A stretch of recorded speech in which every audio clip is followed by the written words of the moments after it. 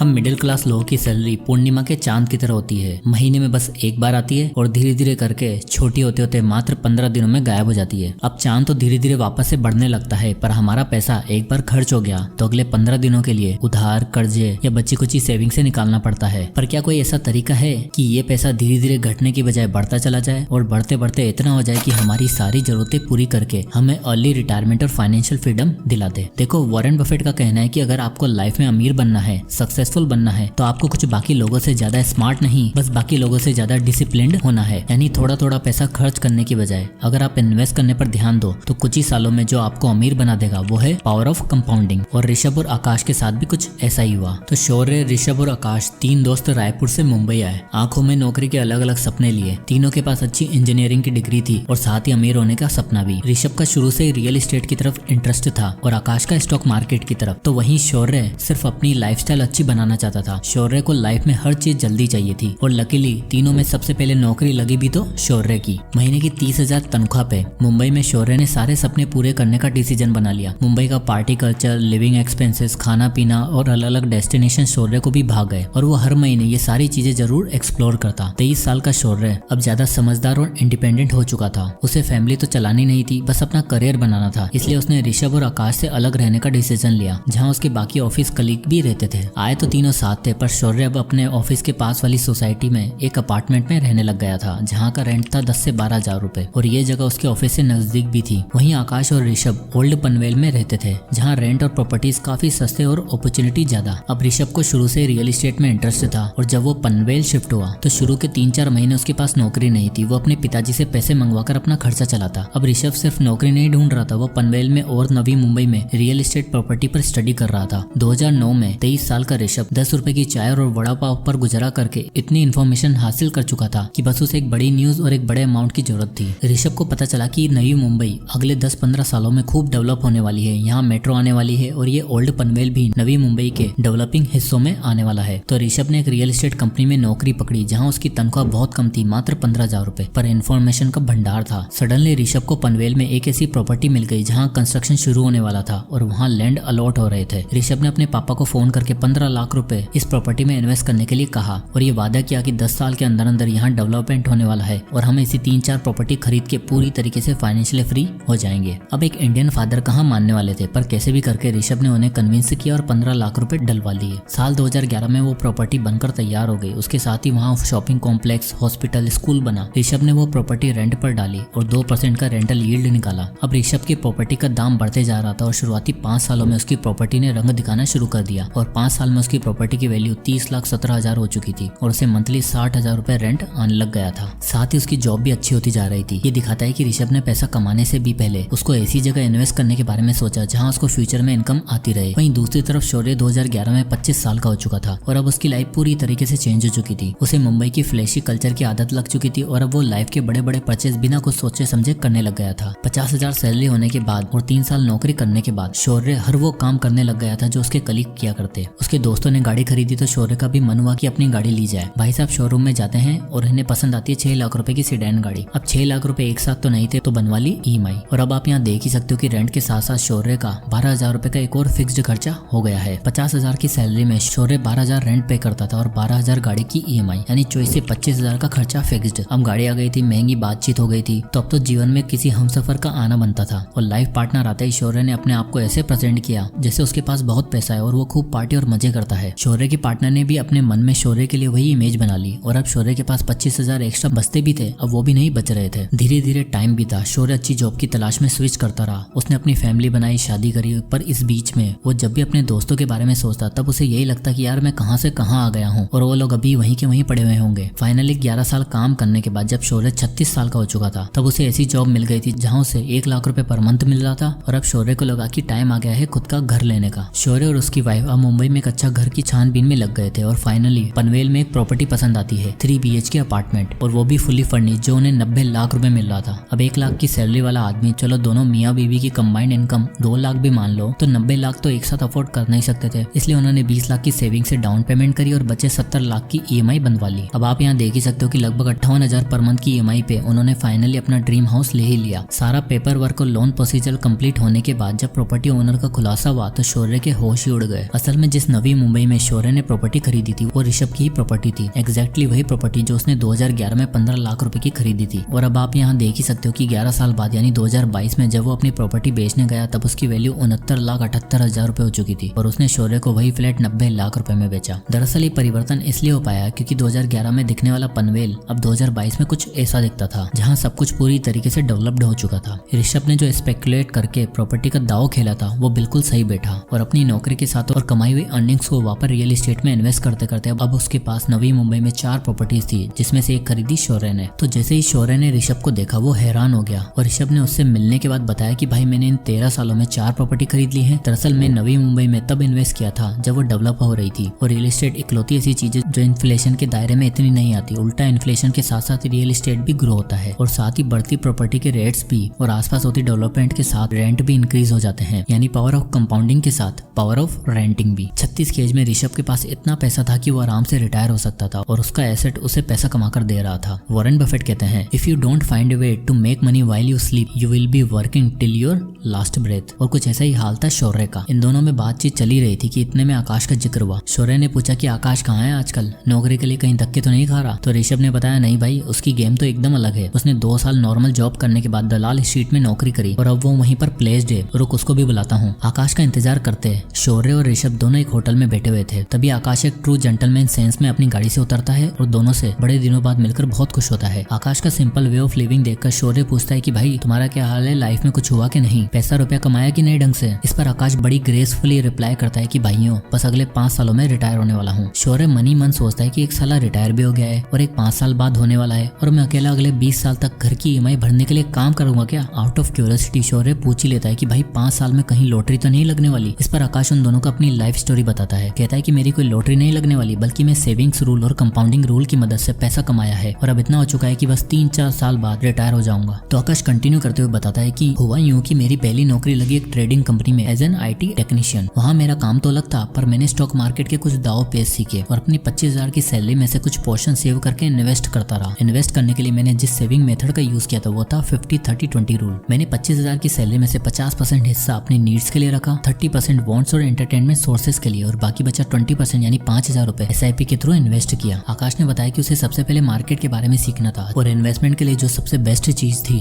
वो था index fund. इसलिए उसने 5,000 रुपए इंडेक्स फंड में SIP करने का फैसला लिया। इंडिया में निफ्टी 50 इंडेक्स फंड सालाना 10 से 12% का रिटर्न देता है और स्टॉक इस बीच में कैसे परफॉर्म करते हैं आकाश ने अच्छे से सीख लिया था। 5 साल इन्वेस्ट करने के बाद और स्टॉक मार्केट के बारे में सीखने के बाद आकाश को समझ आ चुका था कि अब अगर पैसा कमाना है और अर्ली रिटायरमेंट चाहिए तो अपना बिजनेस बिल्ड करने के साथ साथ इन्वेस्टिंग शुरू करनी होगी। आकाश अब अपनी जॉब के साथ साथ फ्रीलांस फाइनेंशियल असिस्टेंट भी दिया करता था। 28 की उम्र में जहाँ लोगों को समझ नहीं आता कि UPSC की पढ़ाई करें या नौकरी करें, वहीं आकाश 3 काम करके पैसा कमा रहा था और महीने का 1 से 1.25 लाख रुपए अर्न कर रहा था। इसके बाद आकाश ने बताया कि सबसे पहले मैंने जो 5 साल SIP से पैसे बनाए थे उसको मैंने विड्रॉ किया। उसने बताया कि 5 सालों में उसने निफ्टी 50 इंडेक्स फंड जो ऑन एन एवरेज सालाना 10 से 12% का रिटर्न दे रहा था, वहां से उसके 5,000 रुपए 10% के स्टेप अप से 5 सालों में 4,92,000 रुपए बन चुके थे। इन 4,92,000 में से उसने 8,000 एक्स्ट्रा ऐड किए और सबसे पहले 5 लाख रुपए की लमसम इन्वेस्टमेंट करी स्टॉक्स में। इस स्टॉक पोर्टफोलियो में उसे 17% का एवरेज रिटर्न मिल रहा था और आप 10 साल बाद देख ही सकते हो उसके पास कितना पैसा हो चुका होगा, 24 लाख रुपए। पर आकाश जानता था कि अर्ली रिटायरमेंट के लिए सिर्फ इतना काफी नहीं था, इसलिए उसने निफ्टी 50 इंडेक्स फंड में फिर से SIP करने का फैसला किया, पर इस बार 5,000 की नहीं बल्कि एक तगड़े अमाउंट की। आकाश चाहता था कि वो मात्र 10 से 12 साल में 1 से 1.5 करोड़ के अमाउंट को सिक्योर करने के बाद रिटायर हो जाएगा, जिसके लिए उसने डिसाइड किया कि हर महीने वो 1,20,000 की इनकम में से 30,000 पर मंथ इन्वेस्ट करेगा और 732 रूल कंपाउंडिंग का यूज करेगा। तो ये 732 रूल ऑफ कंपाउंडिंग कहता है कि अगर आप एक सर्टेन अमाउंट हर साल 10% से इंक्रीज करते हो तो पहले 7 साल में आपके पास 50 लाख रुपए होंगे, फिर अगले 50 लाख मात्र 3 सालों में बन जाएंगे और अगले 50 लाख के लिए सिर्फ 2 साल का और इंतजार करना होगा। आकाश ने वो सर्टेन अमाउंट डिसाइड किया 30,000 रुपए और कैलकुलेशन करी जो कुछ इस तरह आई, यानी आकाश की कैलकुलेशन बिल्कुल सही बैठ रही थी। आप देख ही सकते हो कि 7 साल में 50 लाख, फिर 10वें साल में 1 करोड़, 12वें साल में 1.5 करोड़। प्लस में जब तक वो रिटायर होता तब तक उसके पास 25 लाख के स्टॉक भी तो था जिससे उसे डिविडेंड भी मिल रहा होगा। पर इस कैलकुलेशन में एक बहुत बड़ी दिक्कत थी। आकाश ने सोचा 1.5 करोड़ रुपए जो 12 साल बाद कैलकुलेशन में शो हो रहे हैं, क्या 12 साल में इन्फ्लेशन के बाद भी इनकी वैल्यू सेम ही रहेगी क्या? तब उसने इंडिया में चल रहे 6% एवरेज इन्फ्लेशन को भी एडजस्ट करा, जिसकी कैलकुलेशन कुछ इस तरह थी। आप यहाँ देख ही सकते हो इन्फ्लेशन एडजस्ट करने के बाद उन 1.5 करोड़ की एक्चुअल वैल्यू मात्र 71 लाख रुपए होगी। तो आकाश को ये समझ आ चुका था कि 30,000 रुपए से तो काम नहीं होने वाला है। उसे अपनी रिटायरमेंट के लिए 1 करोड़ की जरूरत थी जो 30,000 पर मंथ की SIP से अचीव नहीं होने वाला था। इसलिए उसने पहले दिन से 50,000 पर मंथ मंथ इन्वेस्ट किया और अब आप रिजल्ट देख ही सकते हो। 732 रूल ऑफ कंपाउंडिंग, उसका 1 करोड़ का टारगेट 12 साल में आराम से अचीव हो जाएगा, वो भी आफ्टर